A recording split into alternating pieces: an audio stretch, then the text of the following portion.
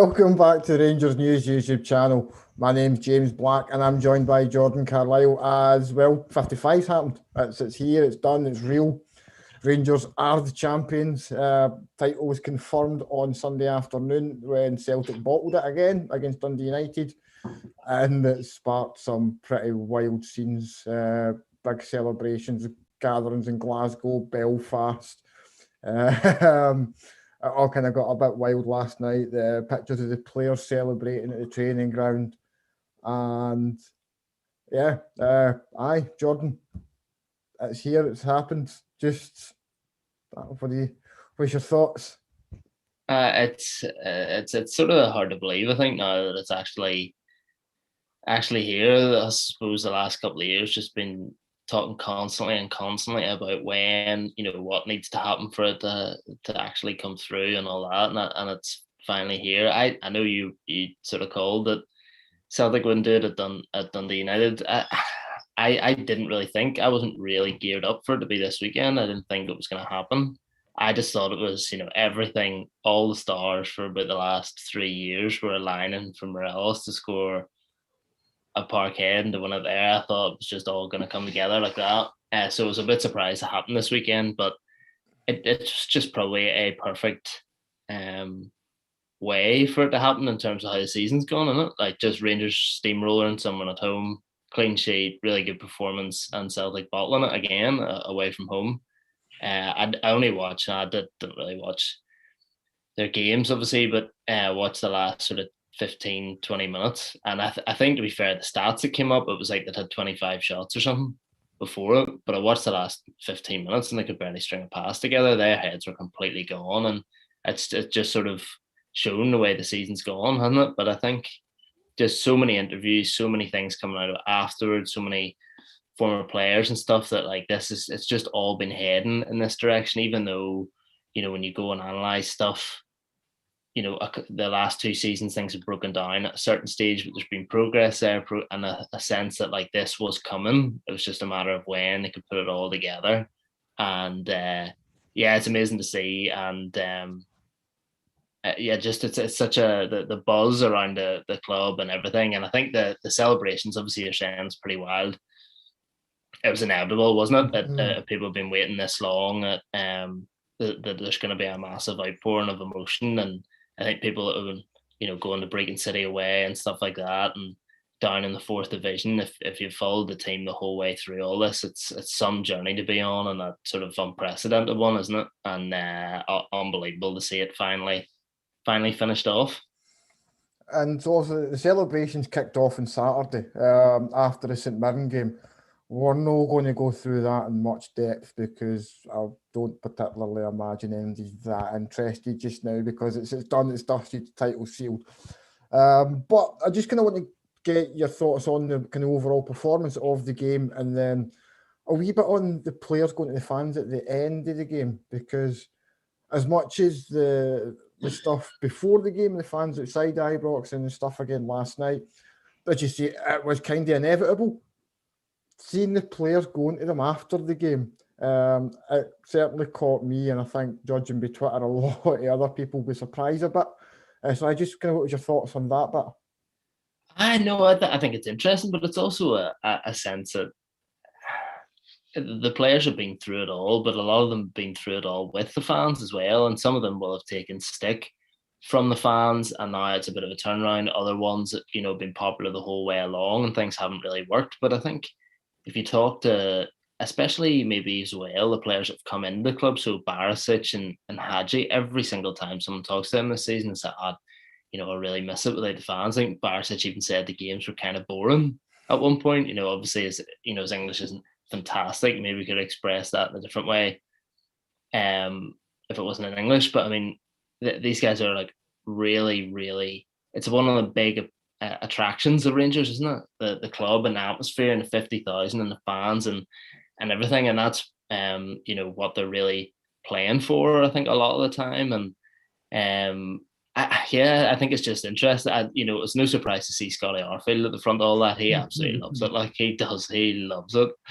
Even if he's not, his goals that he's not even really that involved in, he loves to give it a run, the jump, and a fist pump, and then and everything like that. So no surprise to see him involved. And I think again, once the players see, I think they'll be very aware when they're playing. If they come in through that, the throng and the crowds, and so are the coaching staff and stuff like that, you're very aware. Probably even though you're playing, there's still presence outside. Of what is there and what's waiting for you if you win the game, and probably builds up the significance and stuff of it as well. Because it's a little bit weird knowing that, going into the game, the way Jared's spoken about things all year, it's not over till it's over. Even if Rangers won that game, there was no way that on Saturday the thing could be over, but everyone accepted that it was. So it was interesting to see that sort of switch in mentality from game by game to if we win this, it's over, because, well, maybe they're just backing Celtic to slip up the next day anyway, but with 6 games left, it was absolutely in the bag. So just flows of emotion from the players, and I think that's exactly what the fans are after. And in the criticisms in past years about some players not having the character and stuff like that, and I think there's instances where it got the squad's heads, and that's where performances dipped in the end. But the mentality's been unbelievable this year. There's a real affiliation with the club with a lot of the players, certainly the coaching staff. I think with Gerard and Bale and guys like that, it's our club and this and us and we and all this now. So I think there's a real connection there, isn't there? And in hindsight, I don't think it's surprising that they're going over there at the end, nor is it surprising that they're going out to the gates and Goldson leading a few chants and stuff afterwards. But I mean, it's totally unprecedented, isn't it? The concept of having to celebrate through your changing room window. Morelos with the phone in the beer, the picture of Morelos is fantastic. It's absolutely mental. So the one thing I wanted to ask you is, where do you think this title ranks both for Steven Gerrard as an individual, but also for Rangers as a club? Because for me, it's, if not the most important title the club's ever won, it's certainly up there. I think just with the circumstances of everything that's come in the last decade, the financial stuff and all the off the field stuff that happened, everything that's kind of built up to this, it's absolutely momentous. But I think for Gerrard as well, and I'm maybe kind of speaking with blue tinted specs on here, but I think it's up there with anything done for Liverpool. Albeit you can maybe look at like Istanbul as a single game as being like that momentous turnaround. But it's Liverpool winning a European Cup in and of its own right isn't, I don't think it's quite as big a deal at that time as Rangers getting this title was. I don't think it's as instrumental to the club's long-term health. It's a great standalone moment, but I think this just has far more repercussions. But I don't know what's your thoughts on that. Well, probably first on the club. I think you can dig back, through the records and the history of the club, which is obviously seriously substantial, and maybe pull out certain moments. I think for any, if you're looking back into the hundreds of years down the line, and when clubs are formed, their first title and all that sort of stuff. But in terms of modern football, there's just no way for me that this isn't the biggest. It just is, because I just think it's an unbelievable effort. It's so hard to quantify. I think when we're looking at stuff, and I think because we have to do it, or with work, it's just very in the present. It's stuff covering things week to week and things like that. I think sometimes, certainly me at times, lose sight of like where it's all come from. So when Rangers released the video afterwards, and I had sort of clips everything in it, and you're seeing Tab's volley and stuff in the Challenge Cup final, and the fact that Rangers are even playing competitions like that, it's just mental. And to come from that and packing out wee tiny stadiums in the lower leagues. But just the fact that Celtic had such an advantage in terms of finances, in terms of players, in terms of the manager that they could attract in theory, and just the infrastructure, it was just starting from scratch. And I think the board have done an unbelievable job in terms of taking losses and putting their own money in, and coming up with a plan, and bringing Ross Wilson in and changing the transfer thing. And it's just a total transformation to then bring about something that ends obviously it was Celtic dominance. Like, Rangers handed Celtic a lot of those titles by not being there. That's just the reality of it. And it was always going to take time to come back and compete. But to do it, to actually complete it and pull it off is just one of the most unbelievable sporting comebacks, I think. Not just in football, it's an unbelievable comeback story from a club. And yeah, I just, there is no way for me that, despite what might go on in a normal season, at any given time, how anything could be as big as this, given how far Rangers were down, given the issues and the disparity with Celtic. It's just absolutely huge, and definitely for me the biggest ever title. And then with Gerrard, yeah, it's an interesting one, because obviously if you talk about players, it's World Cup and it's the Champions League, isn't it? If you talk to any high level player, that's what they're all about.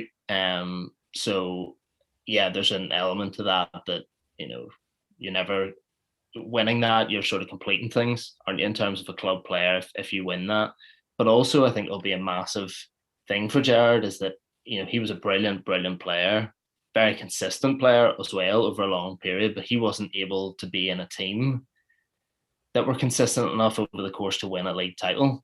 And I think, yeah, given the context of he was at Liverpool for years before they pulled off that, obviously the Istanbul, which was incredible. But this is, yeah, and also I've obviously talked about Ross Wilson, the board and stuff like this, but this is his project as well. He was the captain of that Liverpool team, but this is his thing at Rangers. This is his vision. It's his coaching staff that he's brought in, and it's his thing. It's his baby, and he's brought it to life despite all the criticism, all the quietly terrified nonsense when he came in, and a guy with no senior coaching experience has come in and pulled this off. So yeah, I think it's certainly got to be up there for him, and it's one of those ones where it's probably easiest for him as a Liverpool fan to be like, oh, no, Istanbul is top, and then this is a close second. But in reality, it could be a lot closer than that at least. But I just thought the guy's mentality is brilliant, and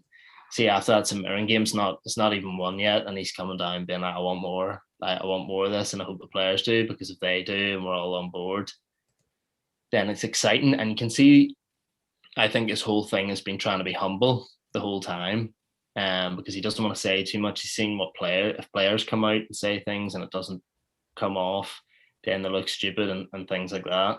But I think him saying after that is that, I'm hungry, and if the players are hungry, it's exciting times for Rangers fans, because basically he's like, I know I can do it now, and it's only going to get better from here if I stay and I can keep this group together. So I think he's proven a lot to himself for this, and it's a massive achievement from him as well. We'll talk a bit more about where this kind of team ranks overall later in a different video, because I think there's a lot to that. James Tavernier, though. Yeah, what a player. And I've said before that it's hard for him to kind of go into that legend bracket without really winning anything. He's there without question now. Yeah. I mean, even just like, had he won something prior to this season, he'd have already been there for me. Because I think when you look at what he's given the club over the last 5 years, that's an incredible record. He's been a fantastic captain the last 3 years. Even when he didn't have the armband, he led by example. You look at the seasons in the Championship and the first season up in the Premiership. The guy barely missed a game. Yes, he had his mistakes, but they were few and far between, and he was generally a very, very consistent player. And he's kicked that up a notch in the last couple of years, and now for me, he takes his place among some of the very best that's played for the club. Yeah, I think so, and it's just, see, when he was speaking yesterday as well, I think he's talking about how much it means for the club and how much for the fans and stuff like that. And I think it would be just as easy, I think he needs to get the praise. He needs to be recognised for it, because that guy, I've said it so many times before, I'm a massive fan of his for a good couple of years, and there was that period where it was relatively hard to defend him for a period last season, when there were a lot of high profile mistakes in quite a short space of time. But I just think that guy's a phenomenal athlete. His mental strength is incredible, because he was ridiculed by Celtic fans, sort of from the word go. Then he gets the armband, and people are like, "There's absolutely no way that this guy's going to win anything as Rangers captain." He was given quite a lot of stick by large sections of fans who I think just got it in their head that he wasn't the person that was going to lead Rangers to success. But based on, I don't really know if it was based on the fact that he wasn't a big sort of Graham Souness type, and I sort of get that. It's what's worked in the past. A big, loud, just a big man, a big character, and he's not really like that, although he is vocal on the pitch. And I just think the standard of his performances and the fact that he could have just disappeared. He came up, he had no ties to the club, signed for 200 grand or whatever. He could have got back up into the Premiership, got the stick that he did get, and saw that it wasn't really going anywhere without some really, really concerted effort and being like, I'm way back to England. That summer Gerrard took charge, he could have quite easily been like, do you know what? This is the perfect time for me just to draw a line under it. We'll get whatever the club can get for me. Because, I mean, even at that point, you would have got a decent fee for Tavernier. I mean, you're not talking groundbreaking money, but you would have got a decent amount back, especially given what you paid for him. And yet, I mean, a great opportunity just to kind of call it all quits. But I think it shows great mental character from him that, pardon me, first of all, that he stayed, and second of all, that look what he's done, man. See, if it's easy I think it's easy to be in a situation where if you're in a groove and then you stay and you put wins together and stuff like that, but to break the mold and to be the captain there who's been through all the bad stuff and still come back and want more and come back into the situation and new players through the door constantly. The turnover has been massive. He's one of the only people really still there from previous regimes and things like that. He's seen shambles and under Kashinya and then in Murray stuff and real sort of upheaval. And the fact that, he's just kept coming back for it. Again, he could have went anywhere, but I think the champion mentality was him staying, was him playing every single week, rain, hail or shine, didn't matter what the position in the league table was. And that's a sort of anomaly now that he's out injured, because it just hasn't been the case for so long. And the numbers he's contributed, how much his defending has improved over that period of time, how much responsibility he takes on himself. And I just think the athleticism as well, I just can't get over how good an athlete he is. And it's just a joke to see, when he is not at Rangers, you're not going to be seeing the next Rangers right back in the 6-yard box 5 times a game. And that's where he gets himself, as well as contributing to clean sheets. And obviously the midfielders help him out with that. But I just think he's been unbelievable for the last couple of seasons, and next level again for the first half of this one. And hopefully he gets back fit to see it out and to drive a team on in Europe and the Scottish Cup and stuff like that. But there's absolutely no one that deserves this more than him. And I think he's just been a brilliant ambassador for the club as well. Barely put a foot wrong in that regard. Certainly in recent times since he's got the armband, and just definitely hero legend status for me. Somebody else from the back four that I want to mention is Connor Goldson, because I asked a couple of videos ago, Alfredo Morelos the best striker since McCoy's, yes or no? Connor Goldson the best Rangers centre back since Goff? We'll see. See, this is where you have an advantage over me as well. You can go back a little bit longer and remember these guys actually. No, at least for you, he's obviously he's past Bugera, Quella. Bugera as a footballer was just incredible in terms of his actual footballing ability and things like that. But Goldson's longevity or his durability, the fact that again that he stuck it out, and I think he spoke yesterday. I don't know if he'd had a few beers or not before he did his interview, but he spoke of the pain that he'd gone through, and I think that's interesting as well. Because it's a guy who's come up and adopted the mentality straight away. He's come from Brighton. One of the Shrewsbury Town fanzines, bandwagon fanzine, follow me on Twitter. I used to work near Shrewsbury, so I kind of follow Shrewsbury Town anyway. And they tweeted something about Goldson just saying they'd seen when he was coming through there. You could see it. This was a guy who was very, very much destined for a far higher level. And this season, that's the picture of consistency for a centre back. That is while he's maybe not got every attribute you might necessarily want, if you can pick a player that you get that level of performance every single week, it's Connor Goldson. The guy's been the rock that everything's been built around this season for me. Yeah, I think you could see. I think it was a St Mirren defeat in the League Cup where they sort of, and also certainly when Rangers went back there afterwards in the league, that it was a concerted effort from them to stop him getting on the ball as well, which I think showed how much to make sure it goes to Hollander, to make sure things are started from Hollander, because he offers so much in that regard as well. I think his passing and his distribution has improved a lot over the last couple of years. But yeah, so you're starting off at Shrewsbury Town, you go to Brighton. These are not clubs where you're expecting to win silverware, where there's a serial winner mentality.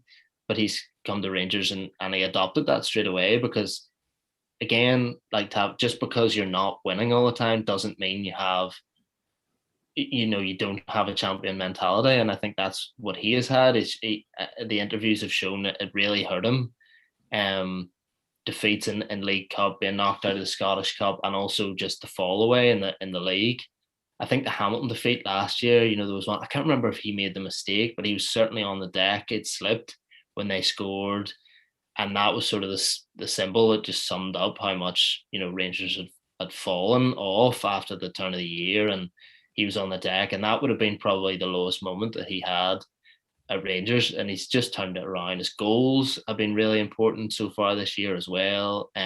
So dominant in the air, great with his distribution, and literally the fact that he could go through this entire season, play every minute, is there was a thing a while back that he played more minutes than any other player in Europe this year. And if you're playing the Scottish Premiership, first of all, you're going to get a head start in that, because a lot of the leagues didn't start for another couple of weeks after. But if he can go through this season and play every minute, that would be an absolute joke, considering the workload of the qualifiers in Europa League and pushing on into that. And I hope he does, because that would be something to talk about in the years to come. And I think part of the attitude of Jared's spoken about it before, being about his heart problem and missing games and having that sort of period taken away from him. But I mean, he certainly made up for that now, because he couldn't have been out.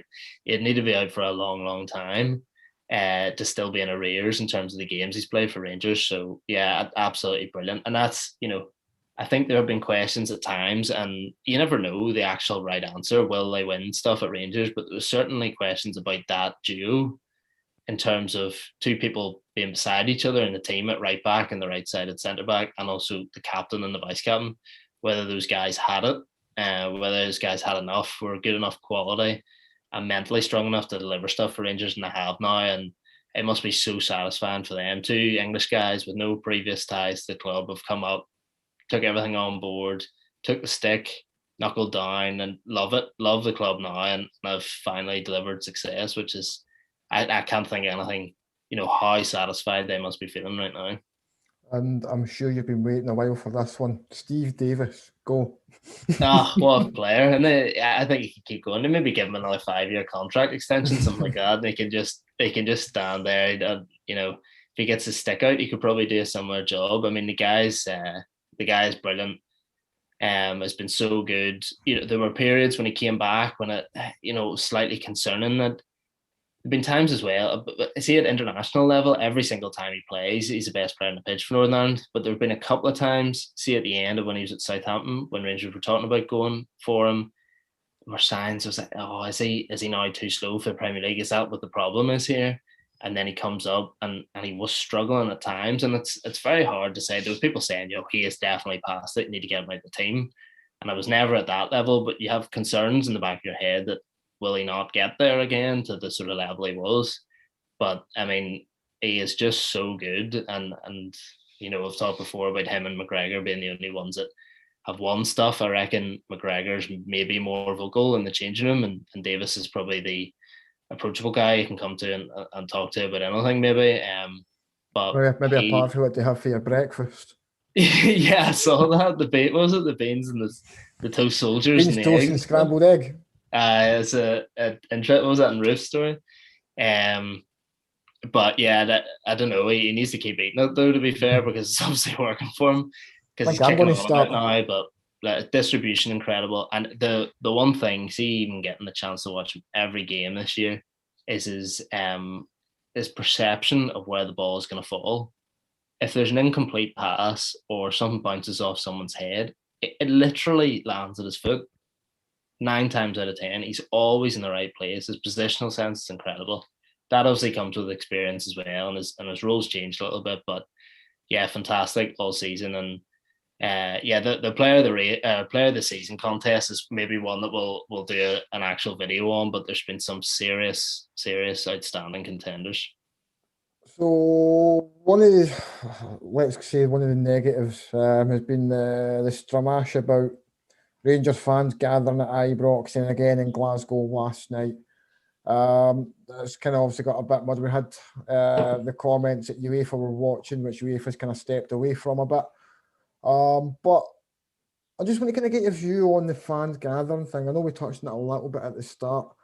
Now, I don't want to say that, yes, it's completely right after that I went out of the party, because I would be a hypocrite if I did. But at the same time, for me, it was completely inevitable that something was going to happen. Whether it was Rangers fans celebrating winning the title, whether it was Celtic fans celebrating 10 in a row. There was going to be something happening this summer, one way or the other.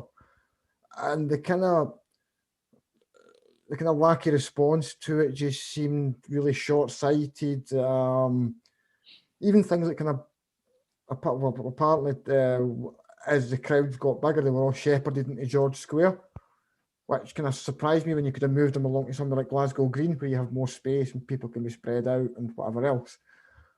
But kind of what's your view on the fans gathering themselves and the kind of the reaction to it afterwards? I'm just a massive overreaction from kind of politicians and kind of certain pundits. Yeah, it's a real. I just find the whole thing disappointing that we're so far into this now, and like it's been happening for a year. I just think it's so disappointing that this has happened when at a time when there's going to be questions about how Rangers celebrate it, rather than it just happening. Because if this happened, the outpouring in normal times, outpouring of emotion, the players turning up and the staff turning up at Ibrox before the game at St Mirren, the crowds at George Square, the crowds in Belfast, and stuff like that, everyone would be like, "Oh, what an incredible support Rangers have," and the loyalty is unquestioned. It's all part of it. But now it's because it's happening within all this, which is the real unfortunate thing. Then you've got the one hand of being like, "This is still incredible," and like that atmosphere, it's brilliant, and you've the other hand who are like, "This is totally unacceptable." And it's just annoying. It's just frustrating that there's negative publicity about Rangers, because, as you say, this was inevitable. I think it's. Does the fact that we've seen similar happen with St Johnstone fans after the League Cup win, we saw Scotland fans celebrating qualifying for the Euros, we saw Liverpool, Celtic fans Leeds celebrating. I mean, and without even like using the protests at Celtic Park, celebrating like the Scottish Cup win over Hearts. They returned to Parkhead, if I remember rightly, after that to also celebrate. And while there were maybe some voices who also criticised it, there was nowhere near this. I mean, I've seen people calling for the first one is outright calling for Rangers to tell fans to go home last night. So, but the clubs can only do so much. There's only so much that, and that applies to every club, whether it's us or St Johnstone or anybody else. Had St Johnstone said to their fans, "Guys, you need to go home," some would, some won't. So you're always going to have some who will go out and celebrate it. So I think there should have been some kind of acceptance that something was going to happen, because, as we say, we've seen it happen. It's not even Scotland; it's happened in England. Liverpool done it, Leeds done it, Arsenal done it. I believe Milan fans celebrated something or other with big public. It's happening everywhere. I think you're right as well. That's the thing. It would have happened either way. Here in Glasgow, it would have been one side or the other celebrating this, because there's no way, no matter what they say now, there's absolutely no way Celtic fans, if they won what they thought was 10 in a row, there's absolutely no way they're not going out and celebrating it and shouting it from the rooftops as well. So yeah, it's one of those ones where it's just going to be something that people who are inclined to be against Rangers and stuff are going to use it as a stick to beat them with as such. But that my overwhelming thing is just disappointment that it's an issue. I understand, it is an issue because like this is a situation where people haven't been able to go outside and do stuff, and look, it's it's breaking rule. There's fixed penalty notices being handed out. It's not something that should be being done, but it is also inevitable to that extent. So whether it's your personal decision whether you want to go and get involved in it or whether you want to celebrate from home and stuff like that. But I mean, it's such a difficult one to look at because the scenes are brilliant. Watching it is like this is what people have waited for so long, and if people are paying their season tickets from 2012 up until now and they've seen all of this, they've went through the whole thing. It's tough to deny them emotion. Also, then there's rules in place. So my overwhelming feeling is just it's disappointing Imagine that it's what it's going to happening be during like. this. Imagine what it's going to be like once we win the Europa League. It's going to be mental. It's just such a difficult Airport's one. going to be mobbed. Yeah, and the Scottish Cup to go as well. I think it's just taken people by surprise. So you see, I think Saturday took people by surprise. The fact that it was so big on Saturday because no one was expecting, if there was something this weekend, which, in a normal set of circumstances, both Old Firm teams winning on a weekend is the normal state of affairs. And then it goes to, it's 2 weeks' problem. It's not a thing. So I don't think anyone's expecting it on Saturday.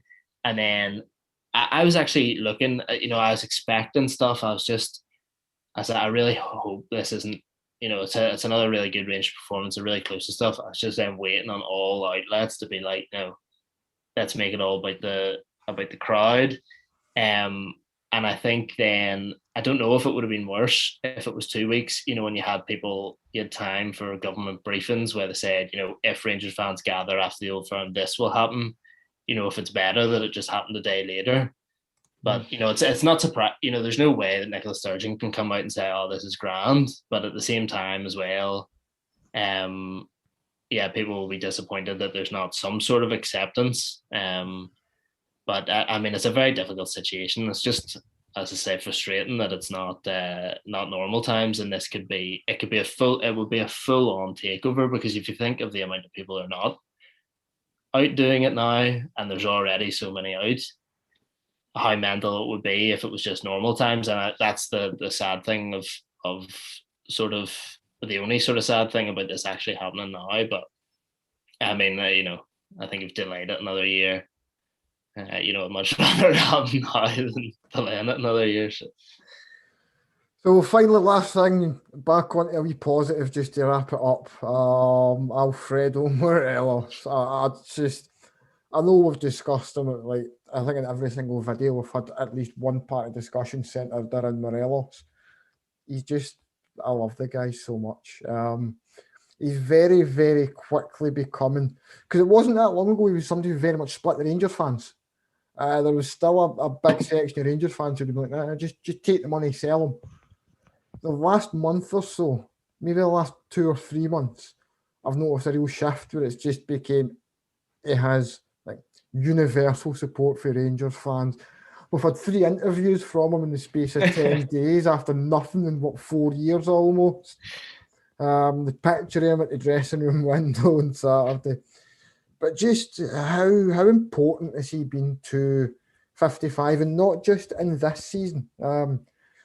His goals in the last couple of seasons had a big part, I think, in helping us get here, and not even just domestically.